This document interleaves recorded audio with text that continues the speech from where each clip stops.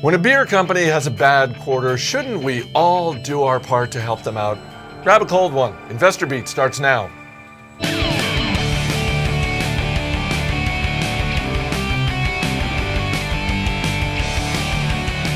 Thanks for watching. I'm Chris Hill. All lights were green on Wall Street today. Weekly jobless claims hit their lowest point since 2008, while 3M, Chevron, and Caterpillar were among the biggest winners, lifting the Dow Index. Joining me in studio today, Matt Koppenheffer and Jason Moser. Shares of Facebook up today after first quarter revenue rose 38%, with profits up 7%. Digging deeper into the numbers, 30% of Facebook's ad revenue came from mobile. And Matt, when you consider that a year ago, mobile advertising revenue basically didn't exist for Facebook, kind of impressive. Yeah, I would say color me impressed on this one. You know, what I like to see with a company is when they say they're going to do something and they actually do it. You see so many times, exactly, you see so many times that companies say we're going to go after this, and then later on all you hear is excuses as to why they didn't do it. We're seeing some delivery here from Facebook. Some delivery, and yet you're not impressed. No, I'm still not really impressed. Maybe it's just because the stock is trading at a bit too rich of a valuation for me to get comfortable with what they're doing, but I understand the move to mobile, and they are growing that movement to mobile, albeit very slowly. And while they have a tremendous advantage in their network and their number of registered users, you know, something that Sheryl Sandberg, CFO, said in the call here about how they were questioning the efficacy of actually measuring clicks as a way to gauge how effective ads are. To me, that's just a little bit like, well, I'm telling my kids something and they're asking me why. Well, it's just because I said so, right? I'm not offering any kind of a reason. So it's almost like they're trying to change the measuring stick there. I'm a little bit concerned with that, but again, it all comes down to valuation for me with Facebook, and right now I still think it's just too rich. Although from a parenting standpoint, because I said so, we're still good with that.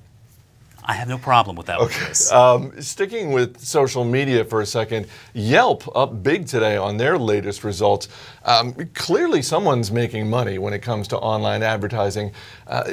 Are you interested in stocks like this, or is it still a little too dicey for you? You know, I'm not crazy about an all advertising model like this, but I think that there's still a lot of opportunity out there for Yelp. One of the things that worked so well for Google was that they were able to serve ads to people that they knew were looking for something in particular. With Yelp, what you have are people looking for something very particular, so local businesses can serve up ads to people that are looking for exactly what they're giving.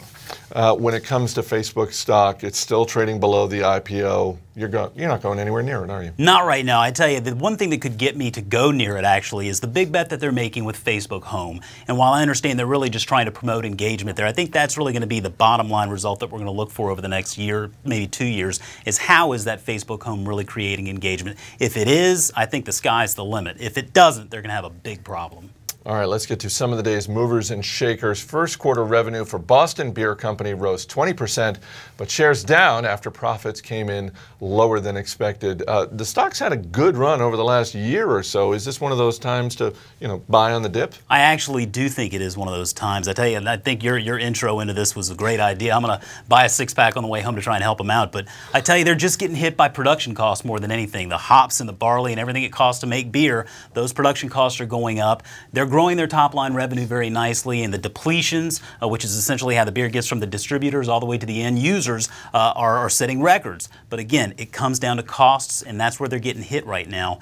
Their Alchemy and Science Consortium is a great way to sort of bring new craft brews into the mix, but you've been to the store, Chris. There are 1 million craft brews out there, and that's one of their biggest headwinds. Visa coming in with strong second quarter results, and the company raised guidance. Shares hitting a new all-time high. Is it getting pricey, or is this still a decent value? Chris, this breaks my heart a little bit, but it's a good reminder of some of Warren Buffett's great advice that, sometimes you're looking for just great companies at a fair price as opposed to looking for the lowest price possible. Both Visa and Mastercard have produced extraordinary returns for investors since they came public. You've got really deep moats here. These are great companies. Visa looks expensive, but it's a really great business. At the very least, I'll say I'll be looking for opportunities on dips to maybe get some Visa in my portfolio. General Motors' first quarter profit dropped 11%, but results were still better than expected, particularly in Europe. Shares moving higher as a result. Have they actually finally turned the corner in Europe? I don't know. I think they would all probably say they're not quite sure yet. I don't think they want to make that statement because that really is the drag right now.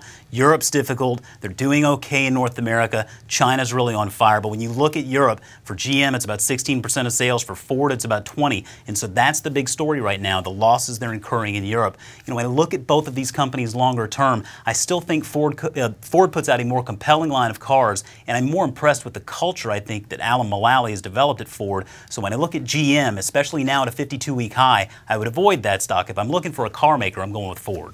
And finally, Monster Worldwide, up after first quarter profits rose 33%.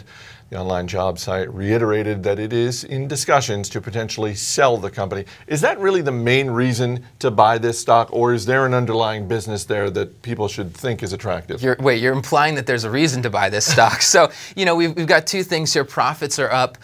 This is an impact of revenues falling, but costs falling more. So you've got a shrinking story. That's not terribly attractive. Or you've got this sale process that they've been working on for a long time now. If this was a really attractive property, I think we would have seen some buyers step up at this point. I'm not buying here.